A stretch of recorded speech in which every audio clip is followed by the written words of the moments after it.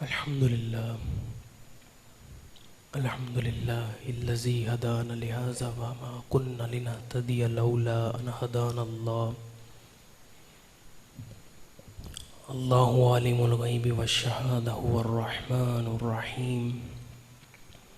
هو الأول والآخر والظاهر والباطن هو بكل شيء عليم. أشهد أن لا إله إلا الله وحده لا شريك له وأشهد أن محمدا عبده ورسوله صلى الله عليه وآله وسلم. أما بعد فأعوذ بالله من الشيطان الرجيم.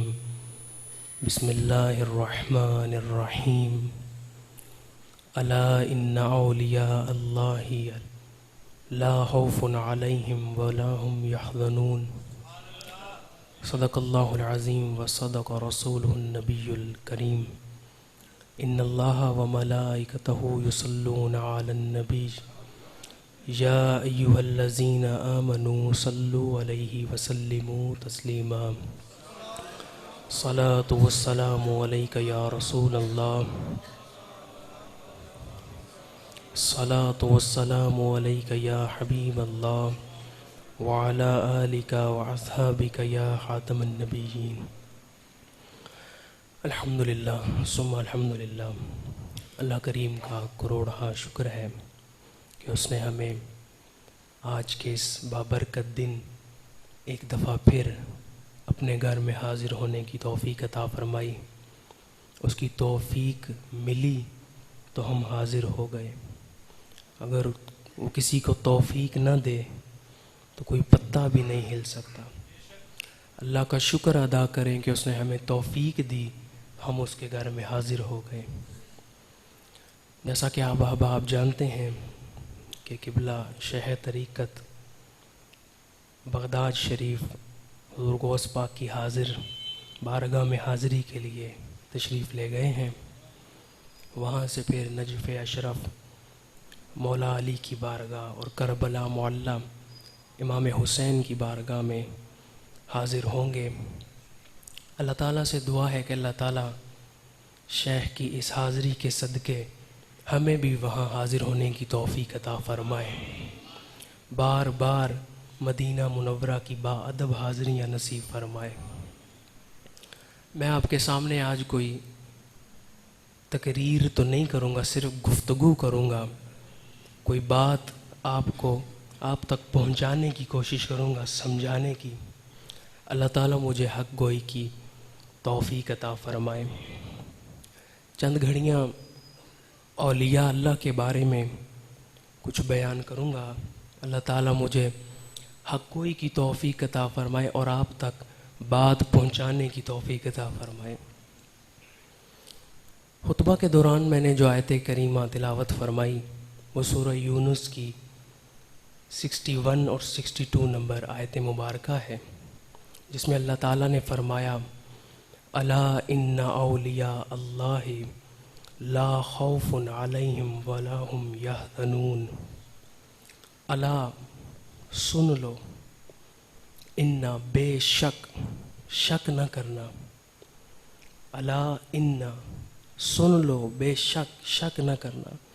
اولیاء اللہ، اللہ کے ولی جو ہیں، لا خوف علیہم، ان پر خوف نہیں طاری ہوگا، ولا هم یحزنون، اور نہ ہی وہ غمگین ہوں گے. نہ ہی اللہ کے ولیوں پر خوف طاری ہوگا اور نہ ہی وہ غمگین ہوں گے.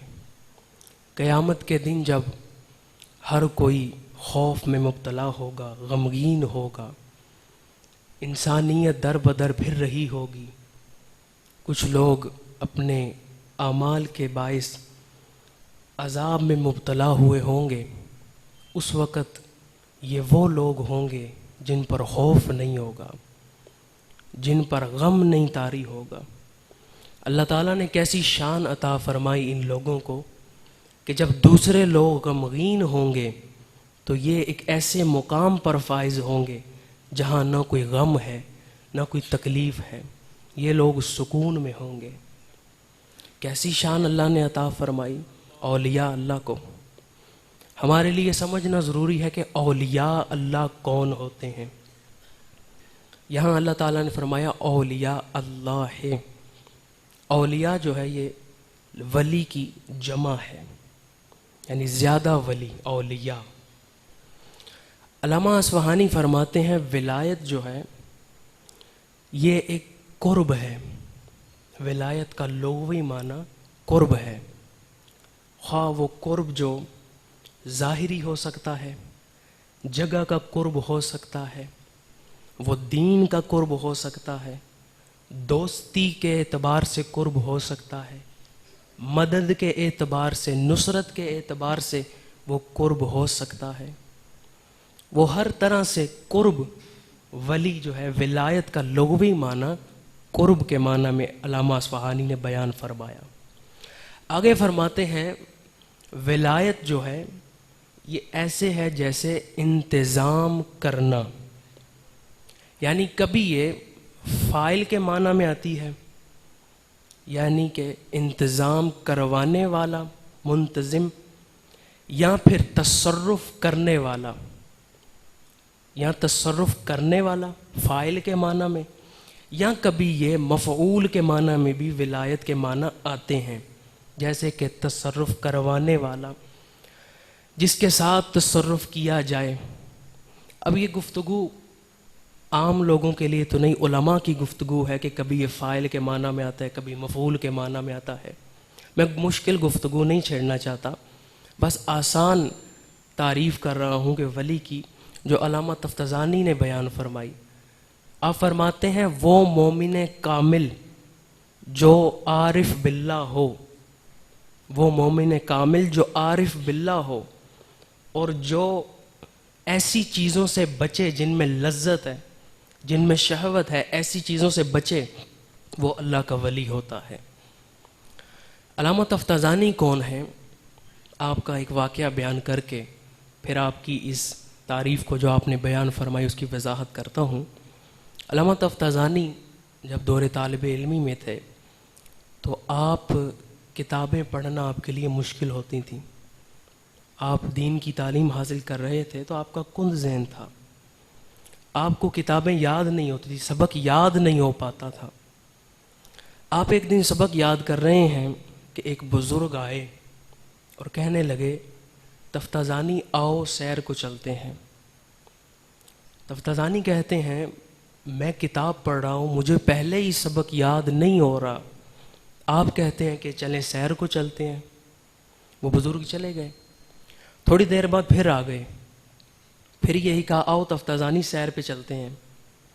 علامہ تفتزانی اس وقت طالب علم تھے، کہنے لگے میں سبق یاد کرتا ہوں، مجھے سبق نہیں یاد ہو رہا، آپ کہتے ہیں سیر پہ چلیں. وہ ہستی پھر چلی گئی. تیسری دفعہ جب وہ آئے، علامہ تفتزانی فرماتے ہیں آپ ہیں کون، اپنا تعارف تو کروائیں. تو وہ ہستی کہنے لگے میں خضر ہوں. وہ جناب خضر علیہ السلام تھے اور فرمانے لگے مجھے رسول اللہ نے بھیجا ہے، جاؤ تفتزانی کو لے کر آؤ. علامہ تفتزانی نے جب یہ سنا کہ رسول اللہ نے مجھے بلایا ہے تو کتابیں چھوڑیں اور بغیر جوتے پہنے دوڑ لگا دی. حضرت خضر نے جناب تفتزانی کا ہاتھ تھاما، پکڑا اور چلنے لگے. ایک باغ میں لے گئے، روحانی دنیا میں تشریف لے گئے. وہاں حضور جلوہ فرما تھے. حضور نے فرمایا تفتزانی سبق نہیں یاد ہوتا. عرض کی یا رسول اللہ بہت کوشش کرتا ہوں، کند ذہن ہے، سبق یاد نہیں ہوتا. حضور نے اپنا لعاب دہن عطا فرمایا اور فرمایا کل جا کے سبق سنانا، پھر دیکھنا. علامہ تفتزانی واپس آئے. حضور نے حضرت خضر علیہ السلام کو فرمایا جاؤ خضر اس کو چھوڑ آؤ. جناب خضر چھوڑ آئے. علامہ تفتزانی نے اب سبق پڑھا. جب سبق پڑھا اور صبح سنانے لگے، وہ تفتزانی جو کل تک سبق یاد نہیں کر سکتے تھے، آج جب وہ سبق سنانے لگے، سبق سنا رہے ہیں کہ استاد اپنی مسند سے کھڑے ہو گئے اور کہنے لگے تفتزانی میری مسند پہ آ کے بیٹھو اور آج سے مجھے سبق پڑھاؤ. جب حضور نے اپنا لواب دخن عطا فرمایا، حضور نے کرم فرمایا، تو علامہ تفتزانی نے ایسا علم بیان فرمایا کہ استاد رشک کرنے لگے۔ وہ تفتزانی فرماتے ہیں کہ ولی وہ ہوتا ہے جو عارف باللہ ہو، یعنی اللہ تعالیٰ کی معرفت رکھتا ہو، پہچانتا ہو اللہ کو کہ اللہ کون ہے۔ اور پھر فرمایا جو شخص لذتوں سے، شہوتوں سے بچے، گریز کرے، وہ اللہ کا ولی ہوتا ہے۔ علامہ حجر عسقلانی فرماتے ہیں کہ ولی وہ ہے جو عالم باللہ ہو، جو اللہ کے بارے میں علم رکھتا ہو، صحیح علم رکھتا ہو، اور جو دائمی عبادت کرتا ہو۔ آج ہم لوگ عقائد کو تو جانتے ہیں، اللہ تعالیٰ کے بارے میں جو ہمارا عقیدہ ہے ہم اس کو جانتے ہیں، علم رکھتے ہیں، لیکن دوسری چیز جو ہے ہماری عبادات دائمی عبادات نہیں ہوتی۔ ہم عبادت کرنے مسجد میں حاضر ہوتے ہیں یا ویسے کوئی عبادت کرتے ہیں تو وہ چند لمحے کی عبادت ہوتی ہے۔ مسجد میں آئے، نماز جمعہ ادا کی یا دوسری نمازوں کے لیے حاضر ہوئے، جب مسجد سے باہر گئے تو ہمیں یاد بھی نہیں ہوتا ہم نے مسجد میں اللہ سے کیا کیا مانگا ہے، اللہ سے توبہ کی ہے۔ ولی وہ ہوتا ہے جو دائمی عبادت میں ہوتا ہے، ہر وقت عبادت کر رہا ہوتا ہے۔ کبھی وہ نماز کی صورت میں عبادت کر رہا ہے، کبھی وہ روزے کی صورت میں عبادت میں مصروف ہے، کبھی وہ ذکر کر رہا ہے تو زبان سے کر رہا ہے، دل سے اللہ تعالیٰ کو یاد کر رہا ہے۔ وہ ہر وقت ذکر میں مشغول رہتا ہے، عبادت میں مشغول رہتا ہے۔ تو ولی وہ ہے جو دائمی عبادت کرتا ہے۔ آج ہم لوگ ان لوگوں کو ولی سمجھ بیٹھے جو عالم باللہ اور عارف باللہ کا مطلب بھی نہیں جانتے۔ ہم نے ان لوگوں کو اپنا پیر بنا لیا، الا ماشاء اللہ، ہم نے ان لوگوں کو اپنا پیر بنا لیا، ولی مان لیا، جو صرف کسی آستانے پر گدی لگا کر بیٹھ گئے، جن کو عارف باللہ کا مطلب ہی نہیں پتہ۔ عارف باللہ ہونا تو اگلا مقام ہے، ان کو مطلب کا ہی نہیں پتہ، تو وہ اللہ کا ولی کیسے ہو سکتا ہے؟ اس لیے ہمیں چاہیے کہ اپنا پیر یا اپنا کوئی مرشد ڈھونڈتے ہوئے دیکھیں کہ کیا اس کو دین کا پتہ بھی ہے، کیا یہ ولی کہلانے کے لائق بھی ہے یا نہیں۔ ولی وہ ہے جو دائمی عبادت میں رہے، جو عارف باللہ بھی ہو، عالم باللہ بھی ہو، اور جو شہوات سے بچے۔ آسان تعریف اپنے الفاظ میں کر رہا ہوں، ولی وہ ہے جس کا ظاہر اور باطن اللہ ہی اللہ ہو، جس کا اٹھنا بھی اللہ کے لیے ہو، جس کا بیٹھنا بھی اللہ کے لیے ہو، جس کا سننا ہو تو اللہ کے لیے ہو، جو سننا چاہے تو کلام الہی کو سننا چاہے، جو بولے تو صرف اللہ کی حمد اور تعریف کے ساتھ بولے، جو دیکھے تو معرفت الہی کے دلائل کو دیکھے۔ ولی وہ ہے جو چلے تو اللہ کے لیے چلے، اٹھے تو اللہ کے لیے، بیٹھے تو اللہ کے لیے، کسی سے تعلق رکھے تو اللہ کے لیے، رشتہ داری کسی سے اچھا سلوک کرے، رشتہ داری قائم کرے تو محض اللہ کی رضا کے لیے۔ حدیث مبارک ہے مشکات شریف میں، ابو داؤد میں، ترمذی میں حدیث مبارک ہے، اور اس حدیث مبارک کو جناب عمر بن خطاب رضی اللہ تعالیٰ عنہ نے روایت فرمایا ہے۔ حضور نے فرمایا اللہ کے بندوں میں سے کچھ بندے ایسے ہیں جو نہ نبی ہیں اور نہ ہی شہید ہیں، لیکن اللہ تعالیٰ کے نزدیک ان کا مرتبہ دیکھ کر نبی اور شہید بھی ان کی تحسین کریں گے کہ اللہ کے نزدیک ان بندوں کا کتنا مرتبہ ہے۔ صحابہ نے عرض کیا یا رسول اللہ، وہ بندے کون ہیں جن کے اتنا مقام ہے جن کا کہ اللہ کے نزدیک ان کا مقام دیکھ کر نبی اور شہید بھی ان کی عزت کریں گے، ان کی تعریف کریں گے، تحسین کریں گے؟ تو حضور نے فرمایا وہ لوگ جو کسی کے ساتھ تعلق رکھتے ہیں تو اللہ کی رضا کے لیے رکھتے ہیں، رشتہ داری ہو یا رشتہ داری نہ ہو، دوستی ہو یا دوستی نہ ہو، کسی کے ساتھ کوئی بھی تعلق رکھتے ہیں تو اللہ کی رضا کے لیے. اگر کسی سے کوئی فائدہ نہیں بھی ملتا پھر بھی اس کی خیر خواہی کرتے ہیں, اس کی بھلائی کرتے ہیں. وہ ایسے لوگ ہیں کہ اللہ تعالیٰ کے نزدیک ان کا مقام بیان نہیں کیا جا سکتا. یہی حقیقی طور پہ اولیاء اللہ ہیں. اولیاء اللہ کو جاننا ہو, پہچاننا ہو, یا ان کی علامات دیکھنی ہو, پوچھنی ہو, تو کسی عام بندے سے, کسی عام پیر فقیر سے جا کے نہ پوچھیں, قرآن سے پوچھیں کہ اولیاء کون ہیں. اللہ تعالیٰ نے اگلی آیت میں فرمایا کہ وہ لوگ جو ایمان لائے اور جنہوں نے تقوی اختیار کیا, جو متقی ہیں, وہی اولیاء اللہ ہیں. اب ایمان تو ہم سب لے آئے, لیکن ہر بندے کا ایمان کا درجہ الگ الگ مقامات پر ہے. وہ جو کامل ایمان والے ہیں, جن کا ایمان کامل ہے, پختہ یقین ہے جن کا, وہ اولیاء اللہ ہیں. اور جو متقی ہیں, متقی کا ویسے لغوی معنی تو ہے ڈر جانا, پرہیز کرنا, رک جانا, لیکن اصطلاحی معنی یہ ہے کہ ایسے احکامات کو نہ کرنا جن کو اللہ تعالیٰ نے, ایسے کاموں کو نہ کرنا جن کو اللہ تعالیٰ نے روکا ہے جن سے, اور ایسے مشابہ حرام سے بھی بچنا. یعنی ایک تو ہے نا حرام سے بچنا, ایک ہے مشابہ حرام سے بھی بچنا. ایسے کام سے بھی بچنا جس کے آگے حرام ہو سکتا ہے, جس سے کوئی شبہ پیدا ہو سکتا ہے کہ یہ حرام ہوگا.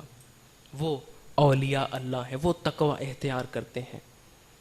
تقوی کی بات آئی تو امام اعظم ابو حنیفہ کا تقوی یاد آ گیا. امام اعظم ابو حنیفہ کو اللہ تعالیٰ نے کیا تقوی دیا, کیا کرم فرمایا کہ آپ ایک دفعہ ایک گلی سے گزر رہے ہیں کہ چیکڑ ہے, آپ نے پاؤں رکھا, ٹھوکر لگی, وہ کیچڑ جو تھا وہ جا کے دیوار پہ لگ گیا. آپ پریشان ہو گئے کہ یہ ایک بندے کی دیوار گندی ہو گئی. دیوار کے پاس گئے, دیوار بھی مٹی کی تھی. اب اس کیچڑ کو اتارنے کی کوشش کی. جب اتارنے لگے تو سوچا اگر کیچڑ اتاروں گا تو دیوار کی مٹی بھی اتر آئے گی. پریشان ہو گئے کہ اگر دیوار کی مٹی بھی ساتھ اتر آئی تو میرے سے حساب نہ ہو جائے کل کہ تم نے فلاں شخص کی دیوار کی مٹی کیوں اتاری. پریشان ہو گئے. اتنے میں وہ بندہ جس کا گھر تھا وہ باہر نکلا. وہ یہودی تھا اور اتفاق سے آپ کا مقروض تھا, آپ نے اس کو قرض دیا ہوا تھا. وہ سمجھنے لگا شاید پیسے مانگنے آ گئے ہیں, قرض واپس مانگنے آ گئے ہیں. وہ بہانے پیش کرنے لگا, بہانے کرنے لگا, ایسے ہے ویسے ہے, میرے پاس پیسے نہیں. آپ نے فرمایا قرض کو چھوڑو, پہلے یہ بتاؤ میں کیا کروں کہ اب کیچڑ بھی اتارنا ہے اور دیوار بھی مٹی کی ہے, مٹی نہ اتر آئے. کل اللہ تعالیٰ میرے سے سوال نہ کر دے کہ تم نے فلاں شخص کی دیوار سے مٹی کیوں اتار دی.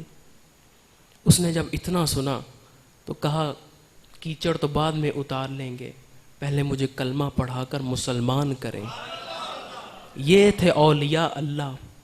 یہ ہے تقوی کہ چھوٹی چھوٹی چیزوں کو بھی دیکھتے ہیں. آج ہم لوگ اپنے مسلمان بھائی کو دھوکہ دیتے ہوئے سوچتے نہیں. آج ہم لوگ کسی غریب کا مال لوٹتے ہوئے دھوکہ دیتے ہوئے سوچتے نہیں.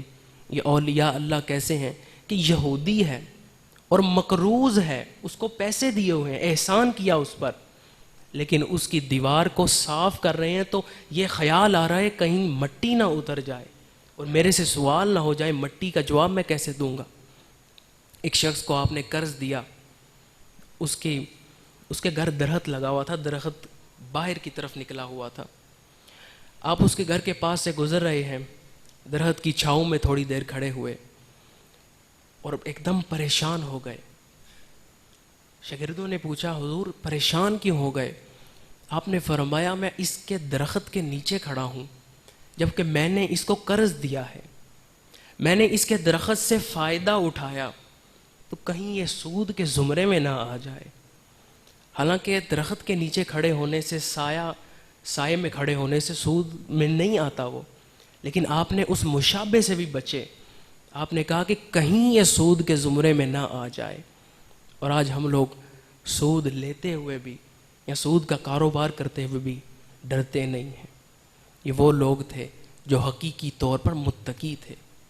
اللہ تعالیٰ ہمیں ایسا تقوی اختیار تو نہیں کر سکتے، لیکن ان کی صدقے اللہ تعالیٰ ہمیں بھی اس طرح کا تقوی اپنانے کی توفیق عطا فرمائے۔ اللہ تعالیٰ سے توفیق مانگتے رہا کریں، وہ توفیق دے دے تو کیا نہیں ہو سکتا۔ اللہ تعالیٰ ہمیں اولیاء اللہ کے نقش قدم پہ چلنے کی توفیق عطا فرمائے۔ یاد رکھیں، اولیاء کا ذکر سننا یا اور اللہ والوں کا ذکر سننا صرف واہ واہ کرنے کے لیے نہیں ہوتا، یا تھوڑی دیر کی تسکین کے لیے نہیں ہوتا۔ ان اولیاء کا ذکر اس لیے سنا جاتا ہے کہ ہم اپنے نفس کی اصلاح کر سکیں، ہم بھی ان کے نقش قدم پر چل کر اپنی اصلاح کر سکیں۔ کامیاب وہی ہے جس نے اپنی اصلاح کر لی۔ اللہ تعالیٰ نے قرآن مجید میں یہی فرمایا، قد افلح من زکاہا، تحقیق کامیاب وہ ہے جس نے اپنی اصلاح کر لی۔ آج ہم لوگوں کو عرصہ ہو گیا تقریریں سنتے ہوئے، بیانات سنتے ہوئے، دینی لوگوں سے منسلک ہوئے، لیکن ہمارے میں اگر کوئی تبدیلی نہیں آئی تو ہمیں فکر کرنی چاہیے اپنے نفس کی، کہ ہمارا نفس ہمیں کدھر لے کے جا رہا ہے، کہ دین کے ساتھ ہم وابستہ بھی ہیں، مساجد میں بھی آتے ہیں، لیکن ہم اپنی اصلاح نہیں کرتے۔ میں آپ میں سے ہر ایک شخص کو کہتا ہوں کہ اپنی آخرت کے بارے میں فکر کریں۔ آپ سے آپ کے بارے میں سوال ہونا ہے کہ آپ نے اپنے اندر کیا تبدیلی لائی، کیا اپنی اصلاح کی۔ اولیاء اللہ کی ایک نشانی کہ وہ ہر وقت اپنی اصلاح فرماتے رہتے، وہ دوسروں سے زیادہ اپنی اصلاح کرتے، اپنے اعمال اور افعال کو درست فرماتے رہتے۔ اولیاء اللہ کا کیا کہنا، ہم تو ان کے پاؤں کی خاک تک نہیں پہنچ سکتے۔ اللہ تعالیٰ ہمیں ان کے نقش قدم پہ چلنے کی توفیق عطا فرمائے۔ اور قبلہ شیخ طریقت حضور غوث پاک کی بارگاہ میں حاضر ہیں۔ میں حضور غوث پاک کے حوالے سے ایک دو باتیں کر کے بس اپنی گفتگو کو سمیٹتا ہوں۔ غوث پاک کی شان ہم کیا بیان کریں، غوث اعظم کی شان میں کیا بیان کروں، جن کی بارگاہ میں اعلیٰ حضرت جیسے فرماتے ہیں، تو ہے وہ غوث کہ ہر غوث ہے شیدا تیرا، تو ہے وہ غیث کہ ہر غیث ہے پیاسا تیرا، الاما قہر ہے اے غوث وہ ہے تیکھا تیرا، مر کے بھی چین نہیں پاتا وہ ہے مارا تیرا، تو گھٹائے سے کسی کے نہ گھٹا ہے نہ گھٹے گا، کیونکہ جب بڑھائے تجھے اللہ تعالیٰ تیرا، اور ورفعنا لک ذکرک کا ہے سایہ تجھ پر، ذکر اونچا ہے تیرا بول ہے بالا تیرا، میری قسمت کی قسم کھائیں سگانے بغداد، ہند میں رہ کے بھی دیتا رہوں پہرا تیرا، اور شکر کے جوش میں جو ہے وہ تجھے کیا جانے۔ شکر کا معنی اس طرح کر سکتے ہیں جو دیوانہ ہو جاتا ہے، یعنی جس کو دنیا کی ہوش نہیں رہتی۔ اعلیٰ حضرت فرماتے ہیں شکر کے جوش میں جو ہے وہ تجھے کیا جانے، ہجر کے ہوش سے کوئی پوچھے رتبہ تیرا۔ اللہ تعالی ہمیں حضور غوث پاک کی تعلیمات پہ عمل کرنے کی توفیق عطا فرمائے۔ آپ نے حضور غوث پاک کے واقعات بہت سنے ہوں گے، آپ کی کرامات سنی ہوں گی۔ میں آپ کے ایک فرمان سنا کر اپنی گفتگو ختم کر رہا ہوں۔ حضور غوث پاک فرماتے ہیں کہ اللہ سے تعلق رکھو لیکن دنیا سے توڑ کر، دنیا کو نہ اس میں شامل کرو۔ کیا مطلب؟ مسجد میں آؤ، عبادت کرو، کوئی نیک کام کرو، لیکن مخلوق کو نہ اس میں شامل کرو، مخلوق کے لیے نہ کرو، وہ خالصتاً اللہ کے لیے کرو۔ اور جو کام مخلوق کے لیے کرو، مخلوق کی بھلائی کے لیے کرو، خیر خواہی کے لیے کرو، اس میں اپنے نفس کو شامل نہ کرو، نفس کے لیے نہ کرو۔ انسان اپنے آپ کو ہی دھوکہ دے رہا ہے۔ ہم اگر نیک اعمال کرتے ہیں تو خالصتاً اللہ کے لیے ہمیں کرنے چاہیے۔ حضور غوث پاک فرماتے ہیں کہ تم دنیا بنانے میں مصروف ہو، تم دنیا بنانے میں مصروف ہو، اپنے نفس کو خوش کرنے میں مصروف ہو، اور تمہارا نفس تمہیں برباد کرنے میں مصروف ہے۔ میں اپنی گفتگو کو انہی الفاظ پر سمیٹوں گا، قد افلح من زکاہا، جس نے اپنی اصلاح کر لی وہی کامیاب ہے۔ محفلوں میں آتے ہیں، آپ کو مبارک ہو، مسجدوں میں آتے ہیں، آپ مبارک کے حقدار ہیں، لیکن اگر آپ نے اپنی اصلاح نہیں کی، مساجد میں آ کے بھی اپنے آپ کو بدلا نہیں، تو جان لیں اس کا فائدہ نہیں ہوگا آپ کو۔ قد افلح من زکاہا، کامیاب وہ ہے جس نے اپنے آپ کو بدل لیا، اپنے آپ کو رب کی بارگاہ میں پیش کر دیا۔ رب کی رضا جس طرح ہے، اس کی رضا میں جو راضی ہو گیا وہی کامیاب ہے۔ اللہ تعالی ہمیں ایسے اعمال کرنے کی توفیق عطا فرمائے جن سے ہم اس کی رضا کو حاصل کر سکیں، وہ اعمال جو اس کی رضا کے حصول کے لیے اللہ تعالیٰ نے ہمیں بتائے، ان کو اگر دیکھنا ہو تو اولیاء کی تعلیمات کو دیکھ لیں، اولیاء کی زندگیوں کو، سیرت کو پڑھ کر دیکھ لیں، آپ کو وہ تعلیمات ایک ظاہری نمونے میں نظر آئیں گی۔ اللہ تعالیٰ ہمیں حضور غوث پاک کا سچا غلام بنائے اور آپ کی تعلیمات پہ چلنے کی توفیق عطا فرمائے۔ کی محمد سے وفا تو نے تو ہم تیرے ہیں، یہ جہاں چیز ہے کیا لوح و قلم تیرے ہیں، وما علینا الا البلاغ المبین۔